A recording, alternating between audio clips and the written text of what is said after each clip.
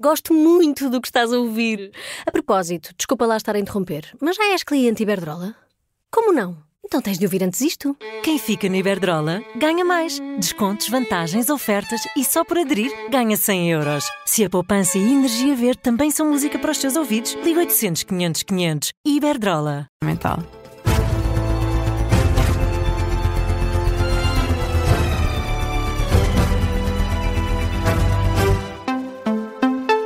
Jornal da Meia-Noite, edição de Diana Rosa, a começar no desporto com a quarta derrota do Benfica na Liga dos Campeões. Derrota 1-0 frente ao Leverkusen, apuramento para oitavos de final cada vez mais complicado.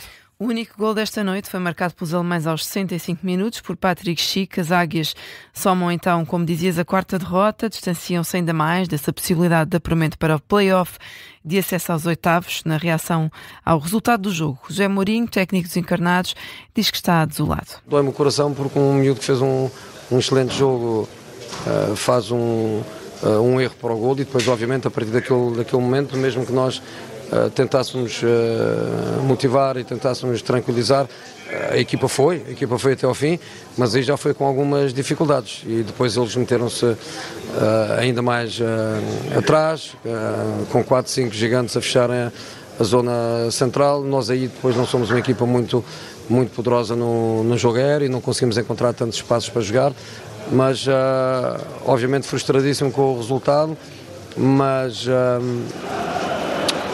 contentíssimo com a evolução da equipa e com a qualidade do jogo que nós fizemos.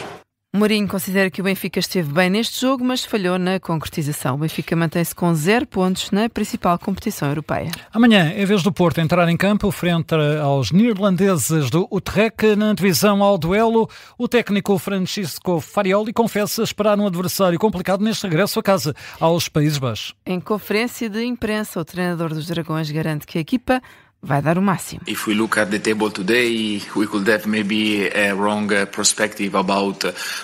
olharmos para a tabela, podemos ter uma perspectiva errada de quem são. Na temporada passada terminaram em quarto e competiram muito bem até ao fim. A estrutura é a mesma, tem jogadores muito interessantes e muita qualidade nos flancos. O ponta de lança também é de topo, um treinador com muita experiência. Será um jogo que vai exigir muito de nós, mas competir na Europa é sempre complicado. Temos de estar preparados, trabalhar muito e dar o nosso máximo.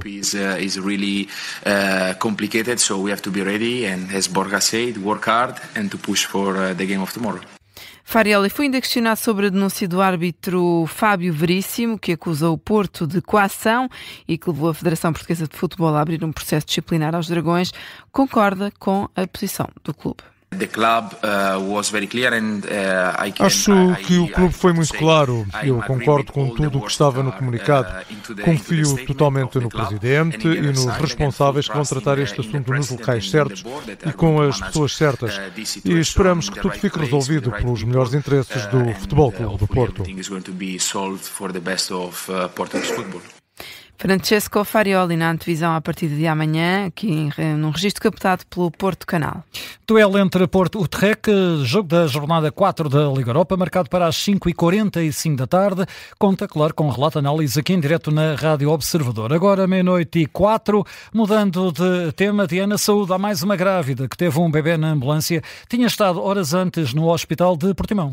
O bebê nasceu quando a grávida de 40 semanas se dirigia novamente ao hospital. O incidente ocorreu na passada sexta-feira. A notícia foi avançada esta noite pelo Correio da Manhã.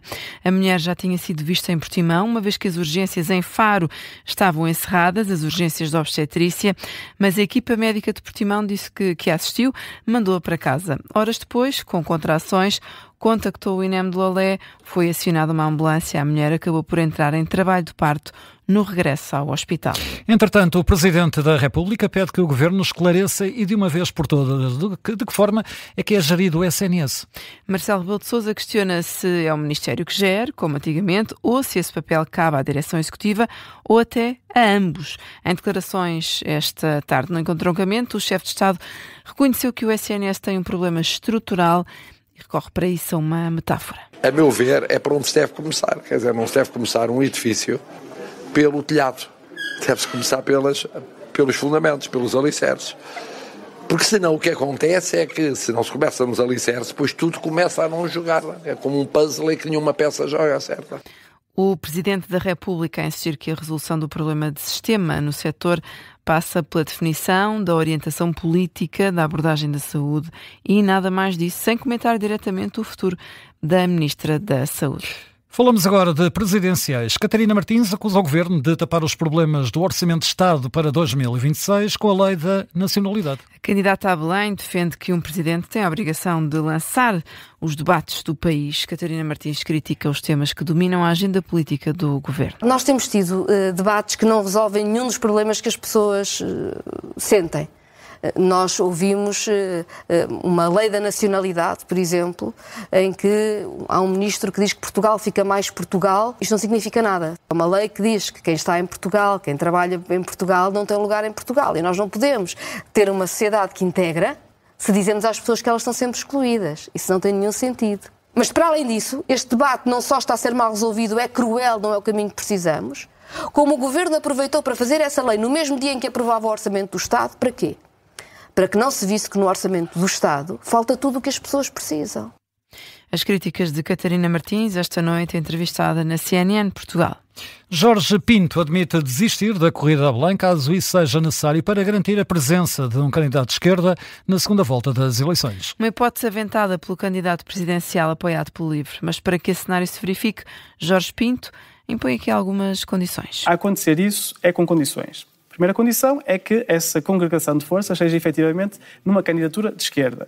A segunda condição é que outros candidatos assumam o mesmo. E assumam o mesmo, por exemplo, se for eu o candidato mais bem colocado.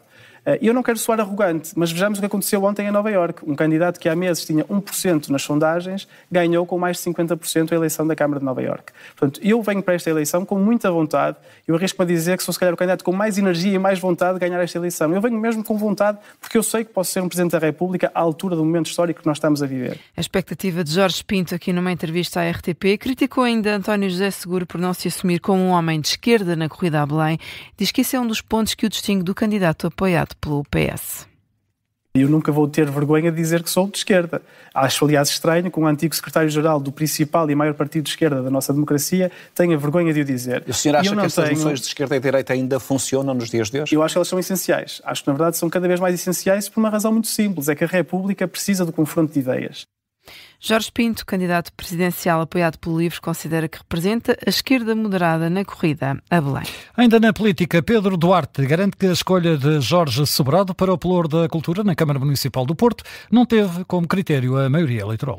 Jorge Sobrado era candidato a vereador pelo Partido Socialista, tinha sido designado precisamente para assumir essa pasta, caso Manuel Pizarro vencesse as eleições.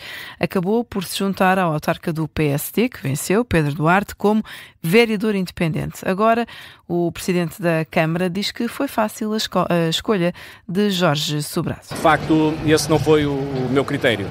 Eu diria que o facto de nós termos conseguido uma maioria nesta fase que permite mais estabilidade e mais coesão, mais solidez à governação, é uma espécie de benefício colateral, eu diria, não é? É uma vantagem de facto, mas é uma vantagem adicional que não foi a que motivou esta decisão.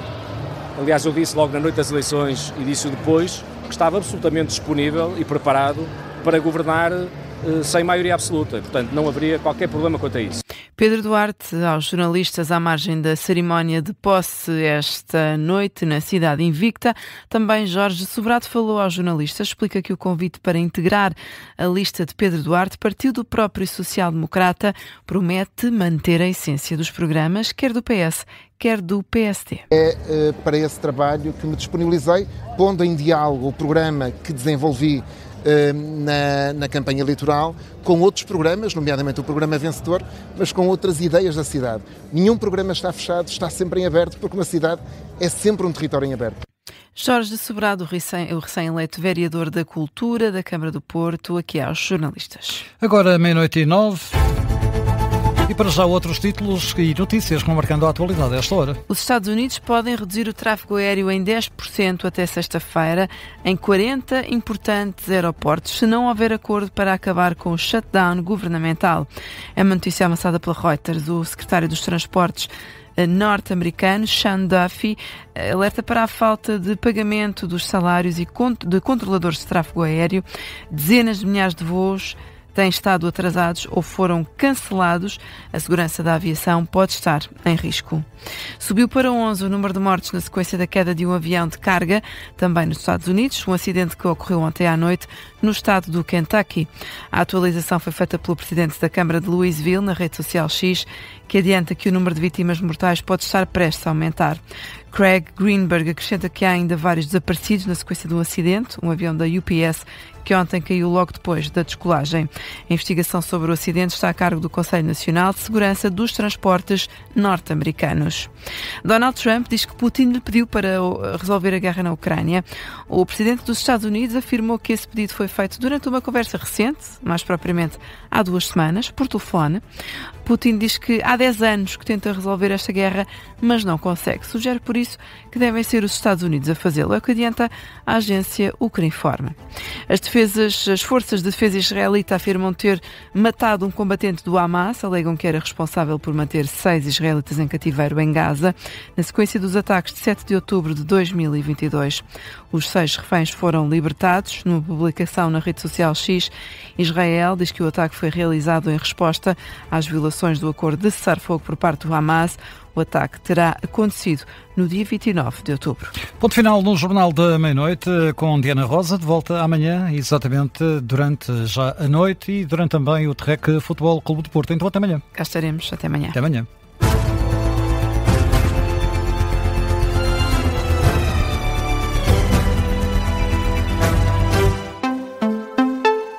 Gosto muito do que estás a ouvir. A propósito, desculpa lá estar a interromper, mas já és cliente Iberdrola? Como não? Então tens de ouvir antes isto. Quem fica na Iberdrola ganha mais. Descontos, vantagens, ofertas e só por aderir ganha 100 euros. Se a poupança e a energia verde também são música para os teus ouvidos, liga 800 500 500. Iberdrola.